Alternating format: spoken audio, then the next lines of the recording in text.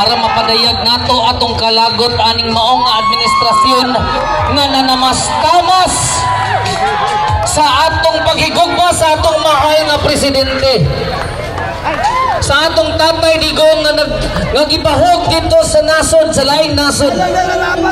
Our Tatay Digong does not deserve that. Marcos resign! Marcos resign! Marcos resign! Marcos resign!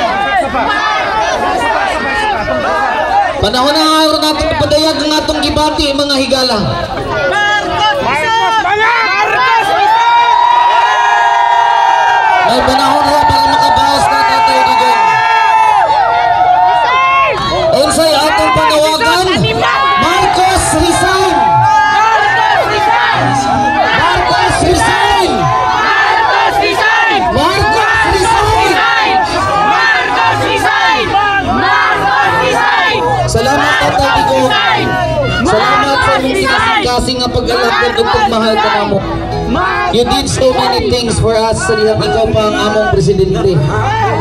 Thank you for making us safe while you were our president, Tatay Digong. For making Philippines beautiful while you were here. For changing the lives of those who were addicted to drugs. Because it was not just all about killings, but all about changing the lives of the people. Karon nga ikaw na po ang nanginhanglan ka namo, tay. Dili ka namo biyaan, tay. Di namo pasagdan ang presidente nga nagpakaamahan ka namo, nga nagmahal ka namo. We will be with you until the end of your battle, tay. Kaya wa minimo pasagdi sa dihang ikaw pa ang among presidente. Salamat, tay. Salamat gyud kayo. Ang tanan nimong gibuhat magpabilin sa among kasing-kasing hangtod sa kahangturan. Amo kining ipahibaw sa sunod nga henerasyon nga once in the lifetime of the Filipino people there was a great leader, the greatest leader that ever happened in the Philippines. Amo kanang ipaabot sa among mga anak, sa among mga apo, o sa anak sa among mga apo. Busa ang among panawagan karon atong Osbon. Marcos resign! Marcos resign! Marcos resign! Marcos resign! Ibalik si Tatay Digong! Ibalik si Tatay Digong! Marcos resign! Marcos resign! Ibalik si Tatay Digong! Kay dili niya deserve nga litison sa laing nasod. Doon na kita kaugalingong justice system o diri dapat siya i-judge. Why am I here? I am here because I love And kita hintuupod na ato siyang gibutaran kay running mate man niya si Sara Duterte. And that's the very reason why giboto nato ang usa ka Marcos. Tama? Ang kamatuoran ana mga higala, walay mamahimong presidente nga Marcos karon ug dili tungod sa mga Duterte, di ba? Walay presidente Marcos karon because of the previous governance sa iyang amahan. Apan na panalipdan ka na tungod sa mga Duterte nga dunay maayo nga panggobyerno nga nahitabo sa Pilipinas. Di ba? Tama? Anyway, kani po siya nga panghitabo mga higala. Kani nga panghitabo karon, kahibaw mo? Kining blessing in disguise po ni siya. Kay na pamatud-an nga dili gyud maayo magdaog panggobyerno kining mga Marcos. Di ba? Tama ang gisulti sa atong mga katiguangan ni adto nga ang mga Marcos dili maayo magdumala sa mga tawo. Dili para sa mga Duterte nga dunay gugma para sa mga tawo. Very patriotic, dunay gugma sa iyang nasod, ingon ana ang Duterte. Busa dili niya deserve nga elitist dito sa laing nasod kay duna kita kaugalingon nato nga justice system dinhi. And it is working, di ba? It is working here. Sama sa akong gisulti kong ni aging adlaw mga higala. dako siya nga pagyatak sa atuang justice, sa atong judiciary, because it's working here. Apan gibahog ni Marcos dito sa laing nasod. That's why our battle cry right now, ibalik si Duterte sa Pilipinas. Tama! Pasensya na, nagamit na yung poog salamin. Kaya nga naman, basig mawala ko sa ako ang iistorya kaninyo. No?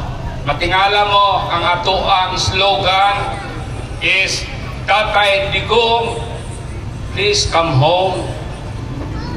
Tara na kay, ulit na ka.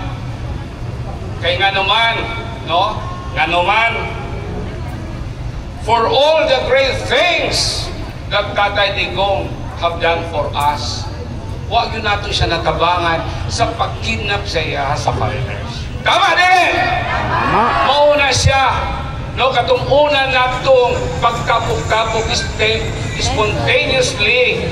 Kita nagkapok, walay nagsugo sa tuwa pero nagkapok ta sa unang gabi. Kay sakit ato ang dughan. Dughan kay makita nato, wala nato natabangan si Tatay Digong. So, karon ang ato ang tumong magpagawas sa ato ang sentimiento, no? Sa ato ang pero atong balikan ang panahon. Ngano nahitabo na kaya sa ato ang bangag na gobyerno, hubog sa gahong na gobyerno ang pagpakidnap kay Tatay Digong. Una, ipasagdan nato na ikulong nila si Atty. Zulaika Lopez. Ikaduha, ipasagdan nato na hasta karon isa ka kinabawenyo nakakulong paghihapon sa House of Representatives, si Colonel Grijaldo.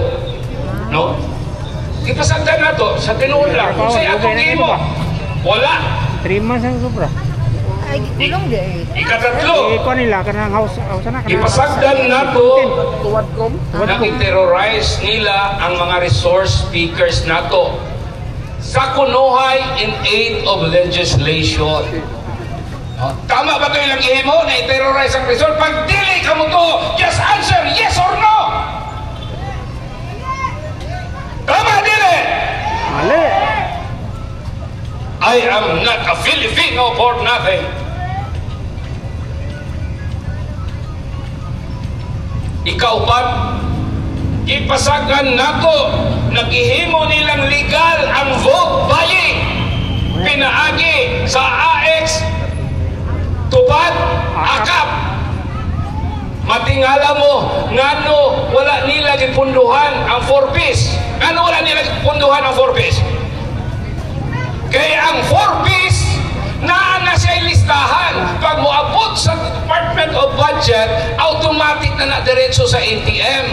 Ang AX, tupad o akap, sila'y muhimo sa listahan.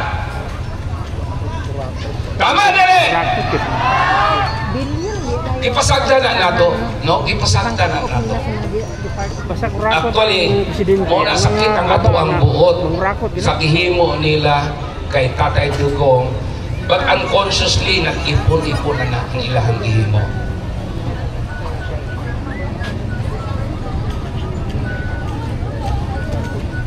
Ikalima, ipasagda nato naransakon nila ang pundo sa gobyerno. Ang PhilHealth, yun sa nila ang kwarta sa PhilHealth. Actually, it's a patent violation of the law. Kay ang atuang balaod na ay specific na balaod ang kwarta sa atuang PhilHealth. Under the sin tax law na tanang kwarta na makuha na taxes sa mga sin taxes sa mga sigarilyo, mga alak, and other sin taxes, dapat specific na siya moadto sa PhilHealth and no other. Karon pundo na sa PhilHealth, wala sila'y katungod, illegal ang ilang pagkuha, and that is technical malversation because there is still no law. No? There is still no law para nag-ingon na kuhaon nila ang pundo sa ato ang PhilHealth. O sa pa ilang himo, iwalaan nilang pundo ang ato ang DepEd. Gusto siguro nila ang ato mga anak magiging bobo, di ka eskwela, para na lang ilalang taga ang mga mungho pinaagi sa mga ayuda.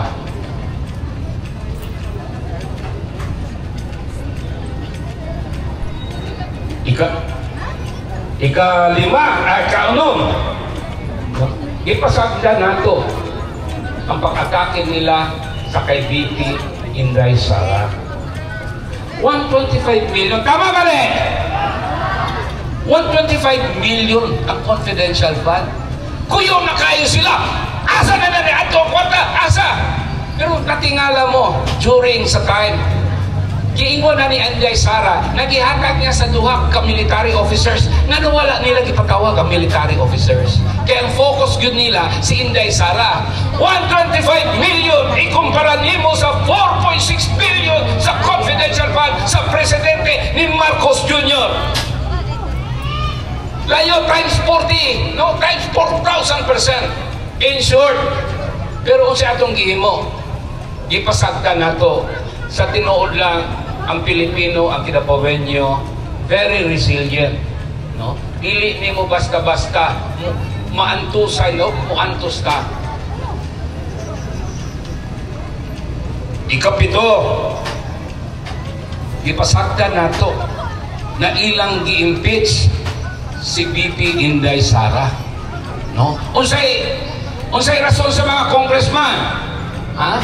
Kay kung dili daw may mo pirma, wala may kwarta. Tama dili, no? Ipasagda nato, no? Hastang luuya, hasta natong luuya. Ikawalo, so makita ninyo kanita na nilang ginapanghimo. Kabalo mo siya lahat, no? Ang ilahang feeling, ipasagda nato na mahubog sila o mabangag sila sa gahom sa gobyerno na ang ilang tanaw sila na ang balaod. O nakita ninyo sa kay Tatay Digong, ipasagda nato kay sila na ang balaod, ipasagda nato na ipakidnap nila si Tatay Digong sa mga foreigners. That is very patently illegal.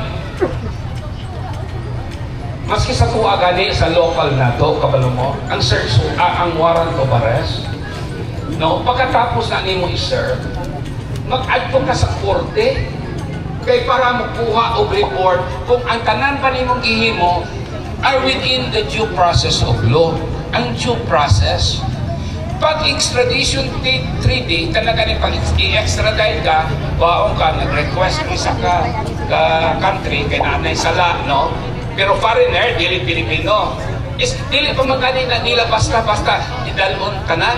Muagi pagyapon sila korte, regular court, para ang regular court magtanaw sa pamaagi kung tama ba o dili ang ilahang nahimo before an extradition will be made. Makuha ninyo? So kana, gihimo nila wala? Katunag, pila na lang pag-ingon, di man na mulaya si Tatay Digong, nga nung gidali-dali dahil nila pa-ship sa Lahig, sa Netherlands. Kaya para kabalo mo, ang gobyerno manggod, no, ako bilang abogado, ang gobyerno manggod, maunang gud na ang batas. Pero ang implementor, to enforce the law. Ang problema lang, ang ato ang mga enforcers, ang ato ang gobyerno, murag ga-enforce, sila na ang gahimo o balaod. Karon mo ingon dito na TRO, in fact na TRO. Unsa ingon nila? Ay sorry, wala na sa amo ang kamot si Tatay Digong, no? Si Tatay Digong naa na sa pikas. Wa na tayo mahimo. Pero mali man ang inyong himo. Unsa tubag sa gobyerno? Sorry good. Sorry good lang. Kung sa imong mahimo, wala kay mahimo. In short, ipasagdan nato. Pero kami, Kinabawenyos, dili jud nato pasagdan si Tatay Digong sa Netherlands. Dili nato. Pasagdan nato, dili. atong personal na istoryahon sa ato ang kasing-kasing. Murag atong personal istorya sa Tatay Digong. Kaya nga naman, sa atong pagpapasensya po da, murag mo actually, di na ako sa tinuulang, di na ako nakahila. Murag na konsensya ko sa tanang ipanghimo ni Tatay Digong para sa ato no? Para sa mga Pilipino. No? Maulang na atong, wala na ito siya nakabangan. Mauna siya naghilak ka, mauna naata dire, no? Na nag-ipon-ipon. Mauna, dapat kaya na ito inon sa ito ang personal na kasing-kasing na Tatay Digong, please come home. No? O murag, ato ba siyang giingnan na, tara na Tatay Digong, uwi na ta. No? Pero makaya ba na nato? Kaya na nato po Leon sa madaling panahon si Tatay Digong. Kaya. Pero karon sa next page pa ko. No? Karon nagkahiusa. It is our solemn duty.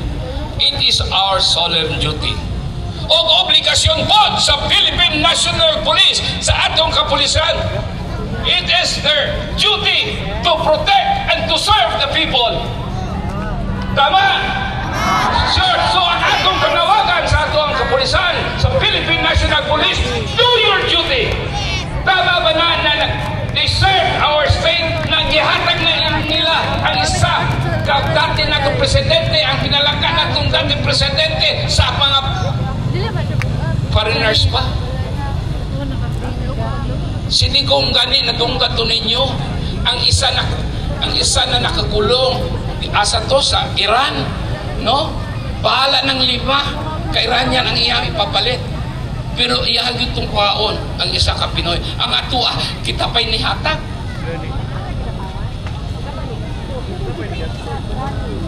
O obligasyon sa atong military. It is the duty of our armed forces of the Philippines under Article 2, Section 3 that the armed forces of the Philippines is the protector of the people and the state. Tama nila? So, our armed forces of the Philippines, unsay ato ang singgit sa ilaha, do your duty. Do your duty.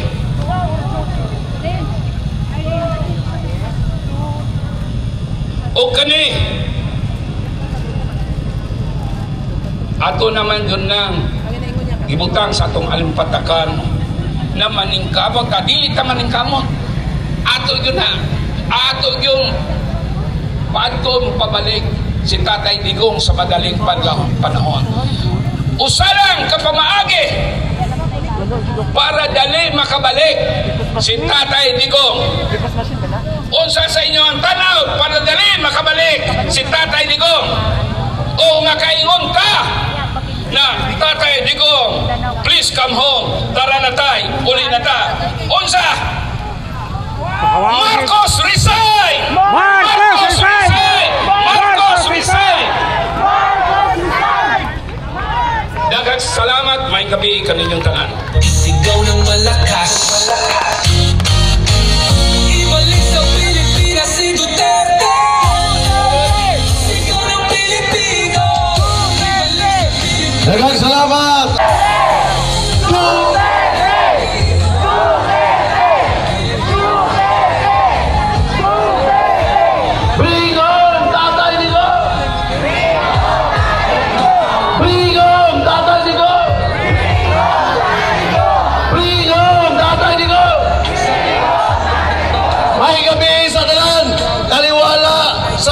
Kusog sa ulan, pero aliya gihapon kita dinhi nagtipon aron isulong ang atong katungon, isulong ang katungon sa atong former President Rodrigo Roa Duterte.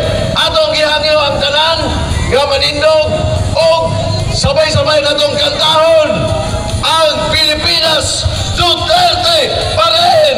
Bring home Tatay Digong!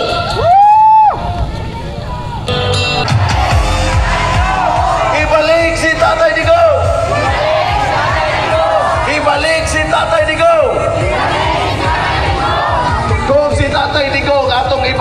sunod natong mamumulong kani grabe ang iyang nagian ini tungod kay siya gibalik ni Tatay Digong.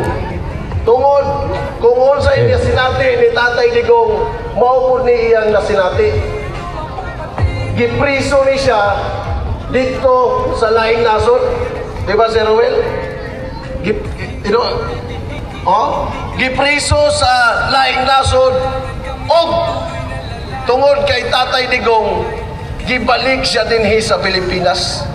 Tanawa kung unsa kalab ni Tatay Digong ang Pilipino, pero dunay Pilipino nga giit sa puwera si Tatay Digong.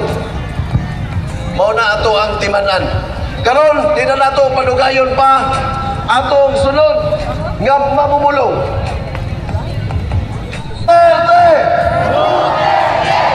Dili pa diri mahumaan kini kato ang panagtapong. Doon na pa'y mga musunod ani kung dili yun nila iuli si Tatay Digong. Musugot pa mo nga mubiyahin ka pa ikaw Davao City. Musugot pa mo nga mubiyahin ka pa ikaw Manila.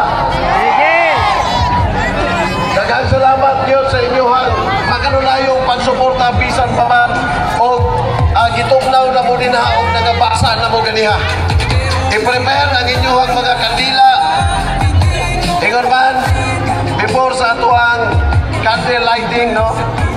Ato ginahangyo si Idol Manoy. Paring kamutan nga dili unta itugot sa Ginoo nga mahuman sa termino si BBM. Munaog daw unta siya. Atong iyampo sa Ginoo nga papaulion si Tatay Digong o atong iyampo sa Ginoo nga Lord kung mahimo lang i-change na unta ang among government ka. Kana lang akong ma-share sa inyo daghang salamat pa gabi. Daghang salamat, Pastor.